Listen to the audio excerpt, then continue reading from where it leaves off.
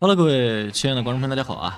欢迎大家收看蔡小强新的一期的《DOTA 2新手节视频啊！咱们今天来讲炼金术士啊，炼金术士。这个今天的主角是这个吉姆·帕克啊，不知道大家对他有印象没有？我其实很早之前就做过关于吉姆·帕克的一些讲解啊，我就说这个年轻人非常有潜力啊。然后他不是前一阵是代替那个 K1 啊，然后去打那个绿鹰战队，然后自己的什么圣堂啊、水人啊。哇，猛的一逼就是8把1打9啊，强的一逼把绿鹰带着一个弱队把绿鹰打赢了啊，很强很强，对吧？我相信大家如果这个看比赛的话，应该对他有印象，就是吉姆帕克的炼金啊，非常非常强。然后这个英雄其实我觉得，怎么说呢？对于新手来说啊，是最稳定的一个英雄，就是因为他的这个被动啊，贪魔的贪婪啊，这个大家应该都知道，这是炼金的标志性的技能了。简单来说，你别看他写这么大一串字儿，简单来说就是炼金打钱会很快。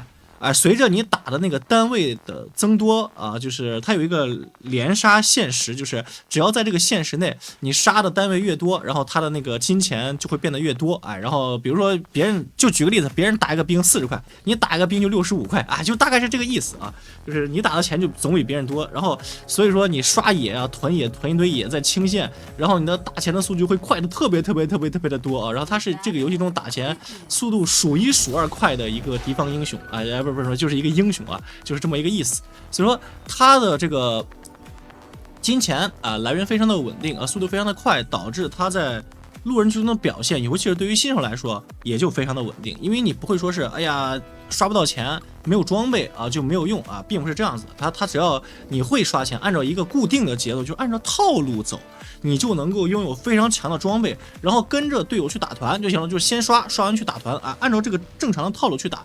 就不会有太大的问题。好，然后咱们现在来讲这个炼金术士这个英雄啊，这个英雄咱们先来看他的这个现在带的这个基本上带的这个命石都是带这个本钱啊，就是炼金术士的初始金钱增加250块钱啊，这个其实看起来平平无奇，其实也就是平平无奇，它的效果就是说让你用一个豪华的出门装啊，你看补刀斧、双护耳、带头环、带魔棒、带吃树，就是。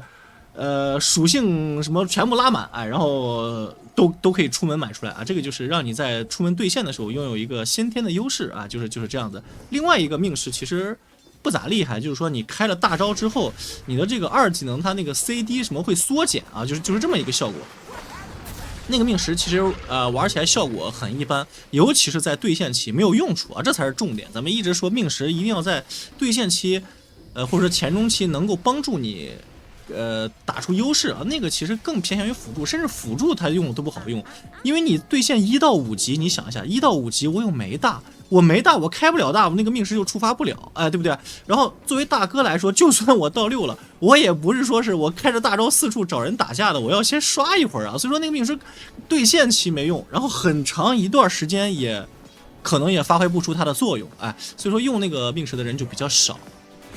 就是这么一个意思啊，就所以说带这个初始金钱，让你拥有一个超豪华出门装啊，然后再配合这个贪魔的贪婪，打钱又快，然后这个炼金只要对线稳住了，中期刷起来了，哇，这个炼金就挡不住了就是这么简单啊，只要对线稳住，中期刷起来，好了，然后来看一下这个炼金的这个问题啊，这个英雄他其实这个成长有点差，2.7、1.5、1.8。你看2级了，对吧？2级，咱们说这个炼金已经2级了，然后双力量全套加头环，然后846滴血，就850滴血。它其实这个英雄的基础的血量有点低，力量成长也偏低。作为一个力量型来说，只有2.7的力量成长，其实真的是偏低了。因此呢，他在游戏的前中期最重要的是什么？是看对面的阵容啊。这个接下来就说的是重点了啊，你们一定要仔细听啊，就是看对面的阵容。来评估对面阵容的这个爆发的压力。看这波先扔这个摇乐炸了一下这个小仙女，死不死就这回事儿。咱们先讲理解啊，就说这个评估对面的阵容的爆发，如果对面的阵容的爆发力很强的话，你就要在游戏的前中期适当的多补充一些。就是加血上限的装备就比如像护耳这种东西，虽然说护耳被削了，但是有的时候该补还补，就比如像护耳，然后那个大魔棒，叫什么来着？这个魂戒，对吧？类似的这种道具啊，该补就补。如果是你评估下来觉得对面的这个阵容，它的爆发力尚可，根据爆发的强弱，适当的削减你补充加血上限的这种装备的数量就行了。啊，就是这个是新手其实比较难做到的，就说是，不好评估，不要太贪了，因为炼金这个英雄千万不敢死，死一次对于你的打钱节奏是很伤的，因为他的这个就是时间就是金钱，哎，对吧？他这个时间就是金钱这个概念比别人要重很多，别人刷1分钟。是吧？可能就刷500-600，你刷1分钟就是800-900，哎，这个真的是缺很多。所以说不要为了贪一丢丢的钱，让你死了，死一次的钱估计就够你买一身的，就是你刚才说那些，那些小的配件了。所以说就是不要贪就行了。然后根据对方的爆发力来评估。你像这局对面的爆发，这个卡尔大概率是个冰雷吧？啊，冰雷卡对吧？冰雷卡它其实没有什么爆发，是一种控制为主削减的。唯一爆发高的可能就是这个影魔了啊，对吧？剩下的末日的持续输出，那个萨尔小仙女的持续输出都是偏持续的，所以这一局他可能不太需要把那叫什么来着，就是那个撑血的护耳啊什么堆太多啊，大概就是一个大魔棒加一个魂戒加个力量腿，应该就差不多了啊，大概就这么一个感觉。这2个护耳还有这个头环就挂身上啊，大不了就合一个啊，就是不要再多买了。对面的爆发没有想象中那么强。然后第二个问题就是对方拿了一个末日啊，这个末日明显就是来针对这个炼金术士的，因为炼金术士它的标志的大招啊，就是开起来以后能够极大的增加它的这个移速，还有回血速度，以及降低攻击间隔啊。你看满级之后能加120的每秒回血是吧？60的移速跟攻击间隔变成1啊，是吧？这个是非常狂暴的，所以说化学狂暴啊。然后拿了末日之后中了大招了，禁止一切回血是吧？所以说在末日面前炼金其实是非常难玩的。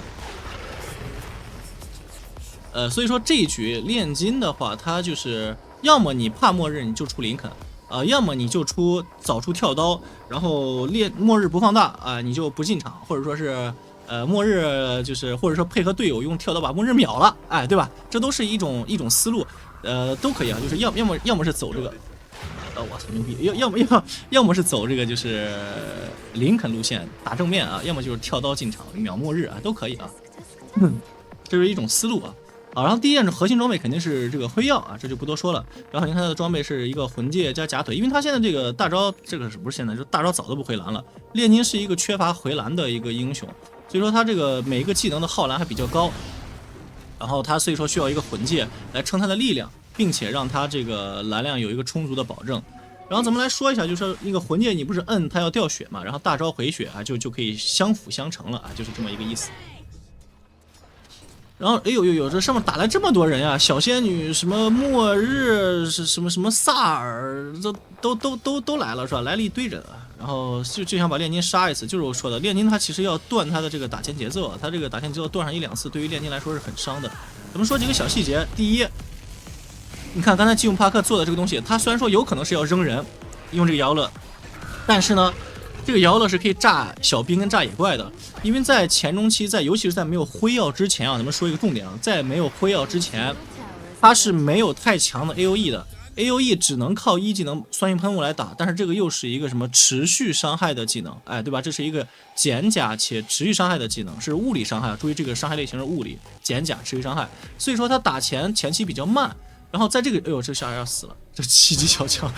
然后就是，所以说在前中期的话，他这个打钱很多时候反而是靠这个不稳定化物来打的，啊，就是摇拉上一堆野，摇满了，站在野中间，咣一炸，这个炸的伤害其实是很高的，然后靠这个炸的伤害，然后来打出一个很高的一个 AOE， 因为它这个最大有360的这么一个爆炸伤害。然后咱们再说一个细节，第一，爆炸伤害最高360，第二呢，这个2技能它也是物理伤害。物理伤害的技能它是看减甲的，他死就死了，前期这个不重要的。然后物理伤害它是看减甲的，所以说它这2个技能的用法就是一个最标准的用法是什么？先用摇乐摇，然后扔出去的时候它有个弹道嘛，就这个不稳定后扔出去一个球，对吧？那个球在飞行的轨迹的时候，再往目标的地点喷这个酸性喷雾。然后这个酸性喷雾喷出去的瞬间，它就会生效。所以说你生效的瞬间，这个不稳定化合物后炸到敌人身上，哎，就会造成一个先被减甲，后被不稳定化合物打到身上的这么一个效果啊。这样的话，这个2技能不稳定化合物就能享受到1技能的这个减甲效果，打打出来的这个伤害就更高了。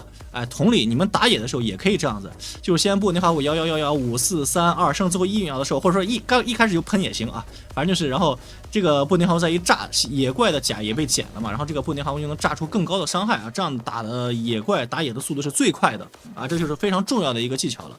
利用一技能的减甲，让布丁化合物的这个伤害变高，从而更大的去伤害敌方英雄，或者说更快的去打野。哎，就是这么一个技巧。辉耀出来了就无所谓了，辉耀出来了以后，哎，该怎么打怎么打，就正常发育就行了。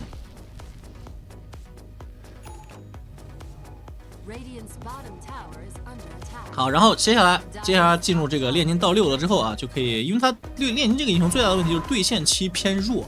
啊，就是他没有一个，哎呦喂，这个你看这把其实非常针对了，对不对？他知道自己必死了，能不能被反哺了没有啊？他知道自己必死，所以说放弃抵抗了。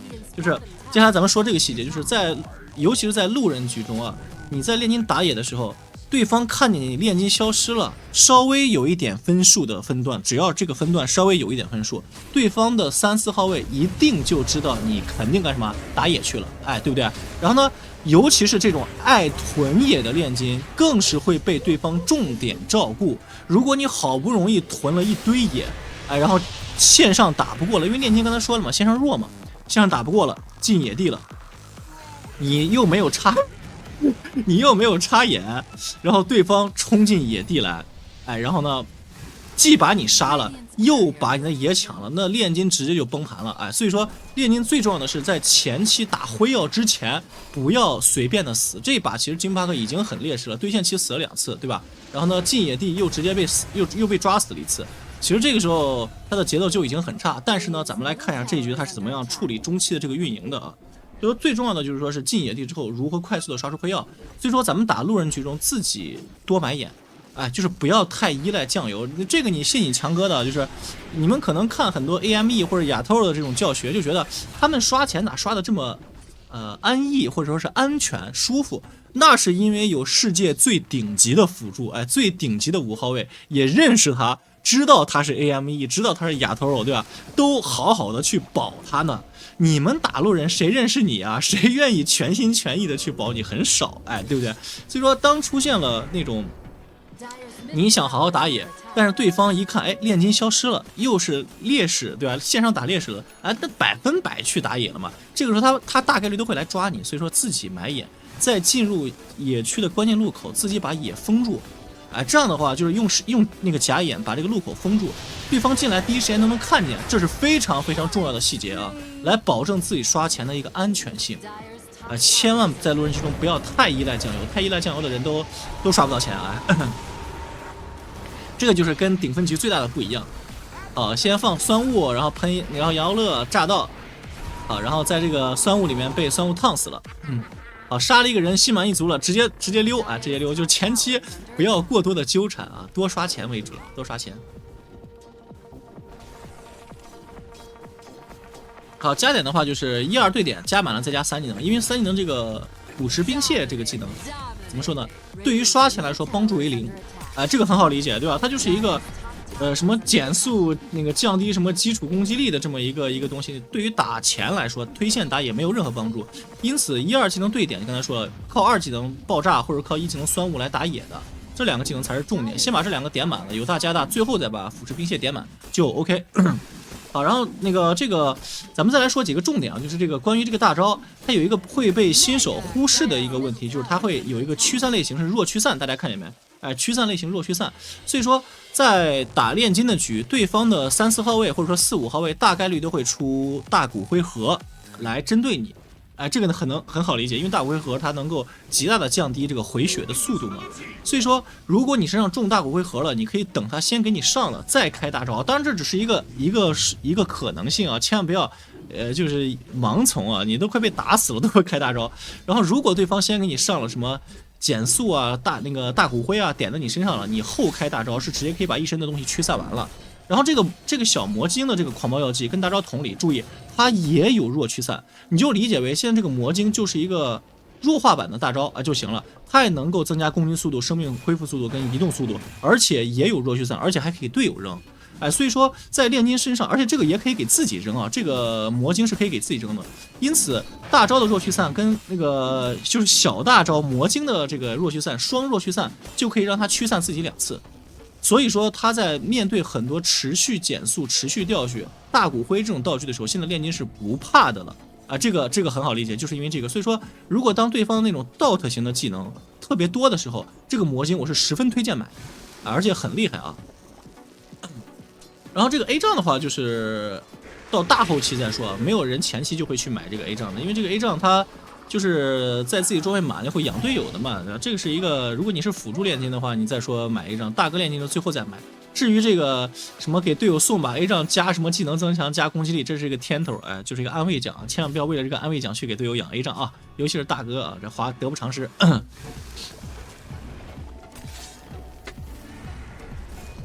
好，你看这局其实前期的这个节奏不是特别好啊，3杀3死1助攻是吧？断了几次，然后也是在14分钟掏出了辉耀。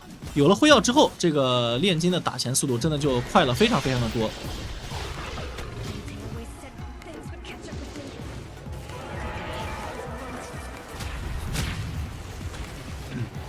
好，炼金一个摇摇乐加酸雾炸到影魔。这边末日是直接一个大招大到了马尔斯啊，因为现在炼金它不是一个最厉害的单位，最厉害单位肯定是这个战斗力拉满的马尔斯啊。炼金它其实就是个辉耀烫人而已，就是辉耀酸雾烫人啊，没有太强的战力的。所以说他现在那个大招甩马尔斯没有问题，等到中期开始再甩炼金啊。啊，雪球滚到了海绵。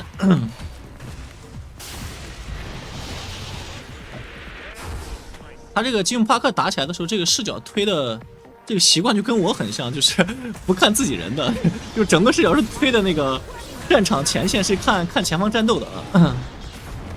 但这个就有一个问题，就是他老自爆。这把我已经看见吉姆帕克自爆了好几次了。好，一个炸到卡尔，继续追着卡，在酸雾里面，然后配合这个炼金的高回血，炼金的战斗力还是很强的。好，这波是通过拉扯把这个炼金的这个回血，这个效果拉满啊，再配合这个回血，以及还有这个什么小丑一直给他扔这个小瓶子啊，他的这个战斗力真的很强。好，差不多了，可以撤了。哎呦，被留了，被留了，队友得看一下。但是这个时候。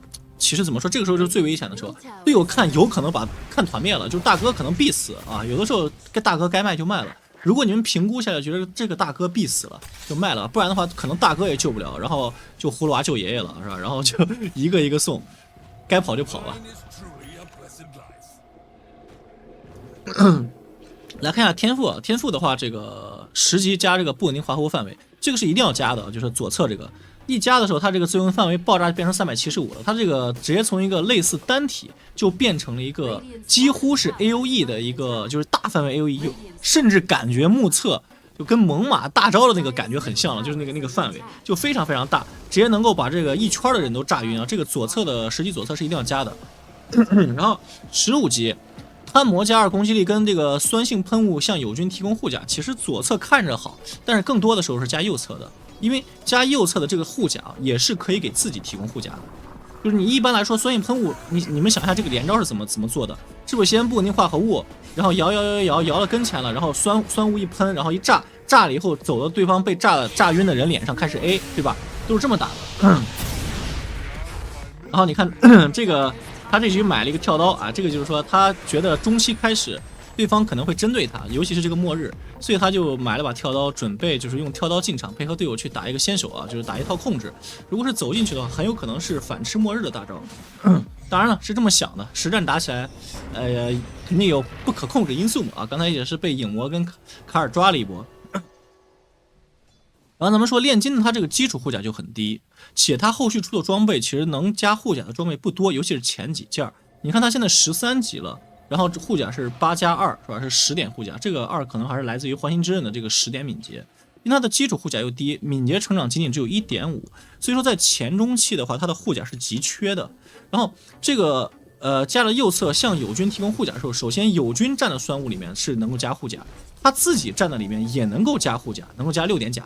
啊，因此呢，他的这个护甲就能得到一个充足的一个保证，尤其是对面还有个影魔这一局，影魔的这个减甲光环是吧，能减7点甲，他的这个酸雾往里面一站就能够跟影魔的那个减甲光环互冲了，哎，对吧？然后他就可以不受那个减甲光环的影响。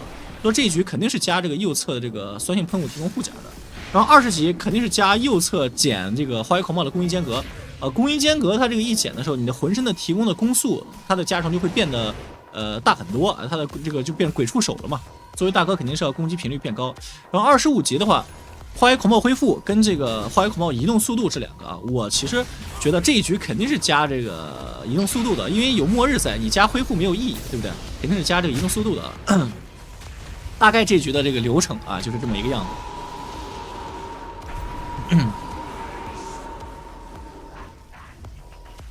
炼金这个英雄打起来也是非常简单的，就是进场之前开大是吧？开大进场，然后呢，摇，你有跳刀了就跳到人脸上，是吧？那个扔不稳定化合物加酸雾啊，或者说你贪一点就先扔酸雾再扔不稳定化合物啊，这样能够享受到一个减甲的爆炸效果，然后就 A 啊就完事了，就完了，真就完了。两边打的也是非常激情啊，那个19比22领先5000。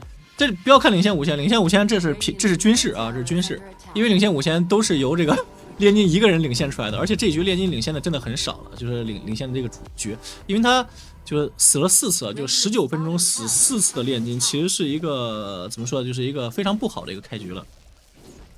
然后先补了一个夜叉，夜叉完了以后走对剑。因为对剑的各种各样的那种小加成啊，配合炼金的这个什么，比如说攻速、移速、什么回复增强，乱七八糟的东西，对吧？然后对于炼金来说是帮助很大的。好，然后卡20秒时间来过来打这个魔晶。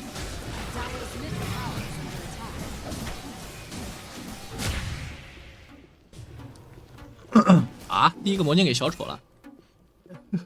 行吧，小丑这个魔晶其实说实话没多大用处啊，用处不是很大。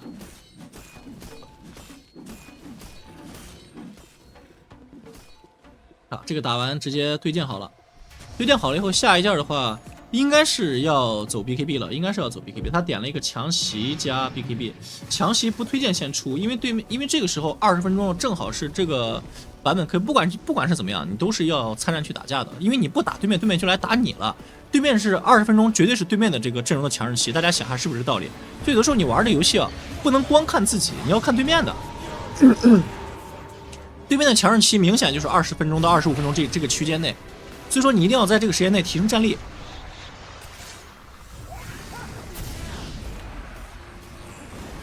好，这波进场，末日刚把大招交了。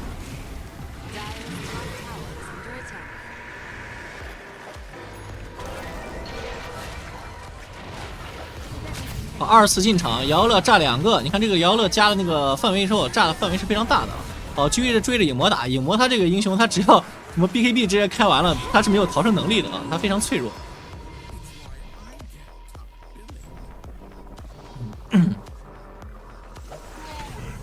哎，能炸到吗？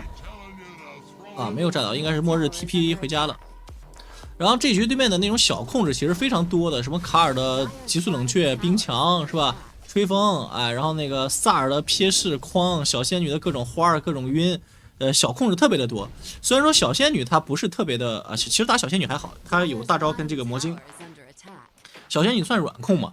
然后萨尔的那些还有卡尔这些技能啊，其实也都算软控，但是 BKB 还是得有，因为一般来说进场是先开大招的，而且大招只能驱散一次，哎，对不对？大招只能驱散一次，所以说这局推荐 BKB 跟魔晶都买啊，这个是要有的。你像卡尔的急速冷却呀，然后那个小仙女的花呀，是吧？还有那个诅咒王冠呀，是吧？都是可以被那个就是弱驱散掉的。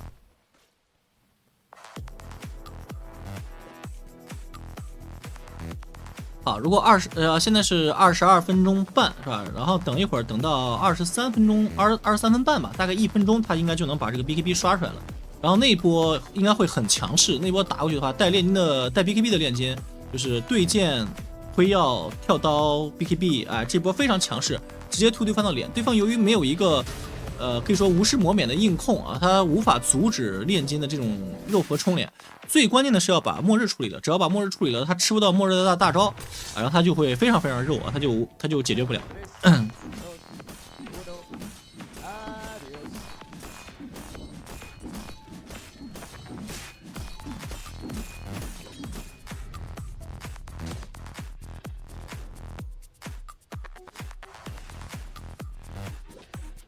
继续刷钱，然后现在就啥都不管，先把 BKB 刷出来再说。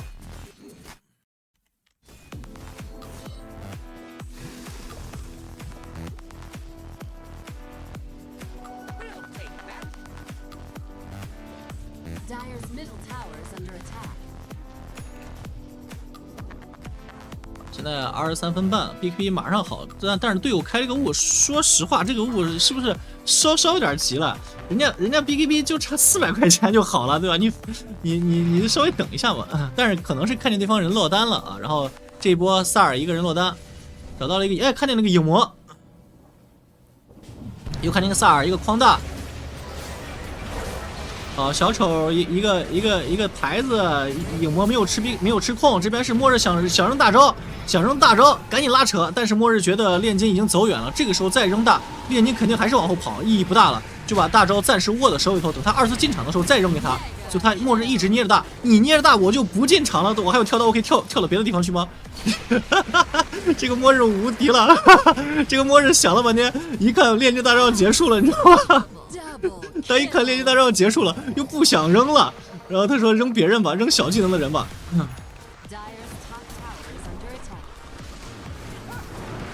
哎，这忍了半天还是扔了，笑死我了，这个逼！你看这其实就是一种战场上的那种大哥的拉扯啊，大哥的拉扯。好，开着 BKB 躲了一个这个自爆的炸，然后又把影魔炸到了啊！这个影魔是小水晶啊，是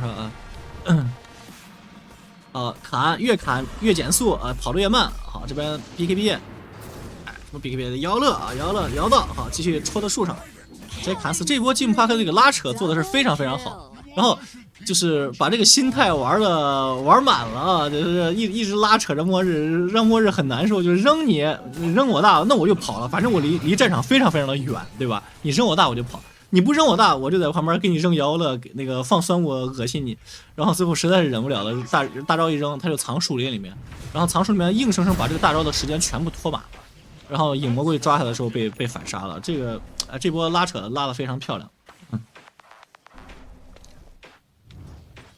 好，下波强袭。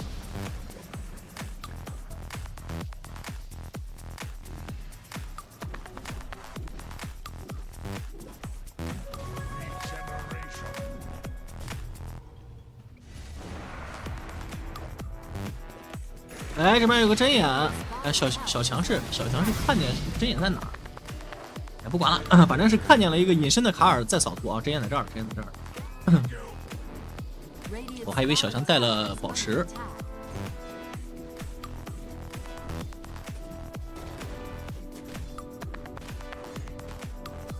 好，这么一来，接下来几波都是炼金这边的强势期了，因为炼金的技术装备已经齐了。好，大招一开，摇了一开，准备进场找人，看见人了，影魔就你了啊！好，直接 BKB 一开 BKB 是为了阻止小仙女的那个恐惧大招，让她驱散战场啊。只要他能一直 A 这个影魔是必死的。好，继续保持自己的强势啊，配合队友，然后在自己有 BKB 的情况下啊，疯狂推进。你看20级点了这个减0.1秒这个化学狂暴间隔之后，这个效果真的是很明显。攻速就感觉一下快起来了。好，3级装备拿了一个天诛之咒啊，这个对于炼金来说还是非常不错的，因为他自己肉不容易死，这种纯加输出的这种道具非常适合他。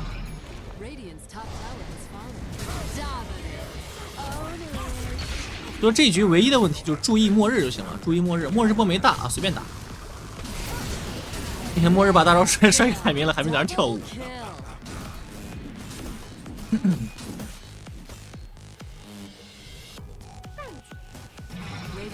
好，下一件他现在强袭应该是好了，下一件准备走这个大力量跳刀。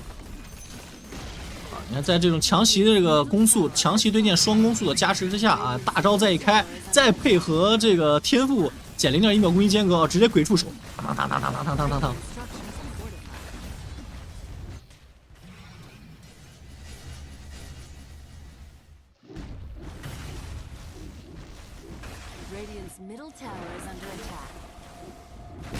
好，一个人单推掉了这个中路的高丽塔，然后影魔一个人想去刷一下关键装备，应该是这样，想去刷关键装备，被提前插的眼看见了，海明去过去抓，影魔肯定是死了。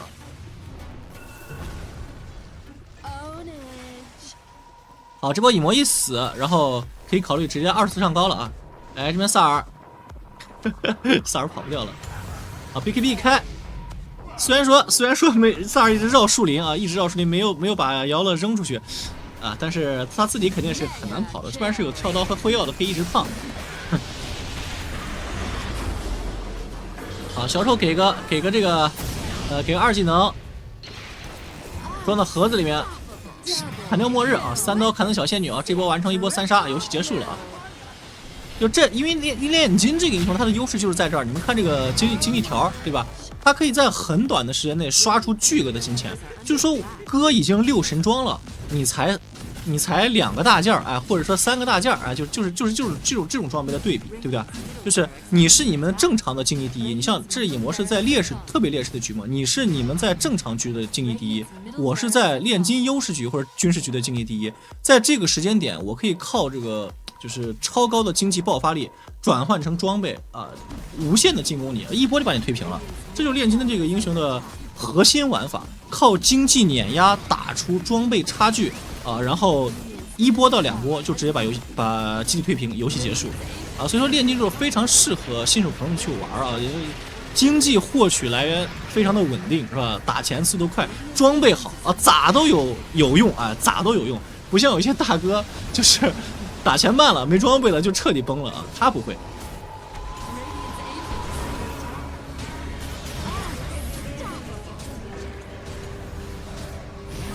啊，这边最后是终于末日如愿以偿的把大招扔到炼金身上了，炼金 BKB TP， 哈哈，这个难受是吧？难受啊，不给你任何的机会。啊，又是不拆吗？又是剩1丝吗？我服了，为什么总是说又？好吧，那还没有结束啊，就是最后应该是再买一个神魔之斧啊，把一个大力量跳刀打出来，等队友复活1分钟之后推过去，一波结束。如果你们打路人啊，就是非常的功利，就是要上分的话，那就建议刚才是吧，去打个盾啊，带着盾去上高就完事了啊，非常简单。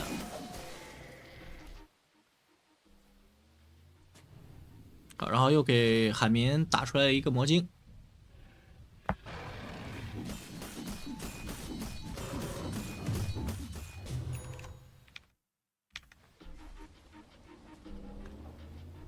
好，力量跳到挂身上，呵，还在运小金花药水。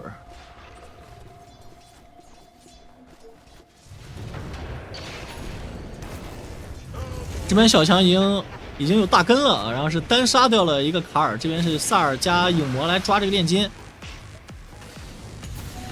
哇，这边是被萨尔跟影魔卡了一个自己没有 BKB 的这个 timing 啊，是抓掉了一波炼金，炼金没有买活，感觉有一丝丝危险。77秒，其实没有危险，有塔防在，还有2塔在，没有任何问题啊。这个是不会有任何问题的，只要有塔防跟2塔在，他这个对方想翻盘是不可能的，一定能拖到炼金活的啊。多了一丝小插曲。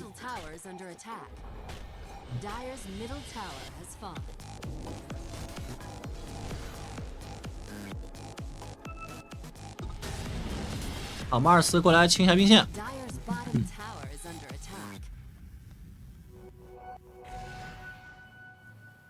小强第2大招又好了啊！小强再去找人。哎，这边直接戳，来不及了吧？哇，还来得及。好，这边影魔原地吹风吹一下自己，海绵落地，开3技能，一个海象神拳搂死了影魔。好，他觉得自己是跑不了了，因为有萨尔在，萨尔是盯人最强的一个酱油了，对吧？你得想跑命的话，你得开 BKB。好，这么经过一波拉扯，小强用自己的命换了对方的影魔啊，那也就是酱油，哎，不是酱油中单吧，是吧？换大哥。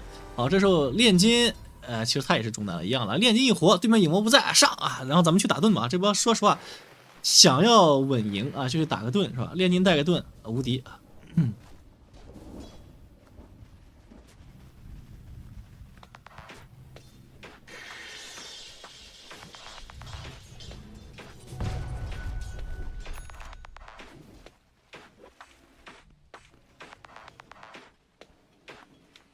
啊，往下走了，往下走应该是要去打盾了啊。就他觉得这局稳赢了，但是中间是出了一点小插曲啊，也是惊出了一小小冷汗啊，一羞羞冷汗。啊，打个盾万无一失啊，所以说你看咱们看了这么多次比赛了，对吧？就是高端局讲解，你无论高端局、低端局，千万不要浪，有优势了想赢啊，只要你想赢就稳扎稳打，是吧？打个盾上高，100%赢啊。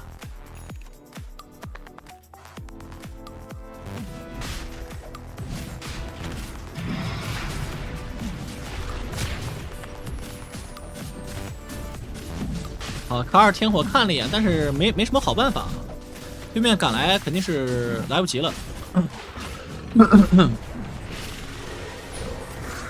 好吧，对剑拖下来，队友是顶上去啊，顶上去阻止一下对方进入山坑。好，猎鹰过来摇了一炸 ，BKB 啊，没有 BKB 吗？那影魔要嗝了。先是打这个萨尔，不过萨尔临死前把大招开出来了，问题不大啊。因为现在的这个猎鹰带盾着呢，这个末日连大招都不敢甩了。好，给个小盒子，啊，直接是在带盾的情况下切死了这个末日。这个末日真的是没有办法，你不可能把大招甩给个带盾的一个炼金。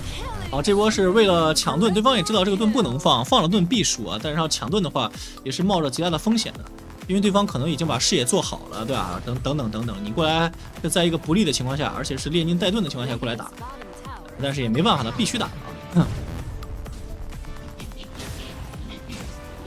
这波打完直接推基地，游戏结束啊！行了，然后看这局看完了，你们就能看出来，这个英雄他就是利用这个咱们刚才说的，利用超快的打钱速度，对吧？然后比对方大哥多很多的经济，然后转换成装备，打一波 timing 型的装备碾压，啊，这个是非常好使的一个套路。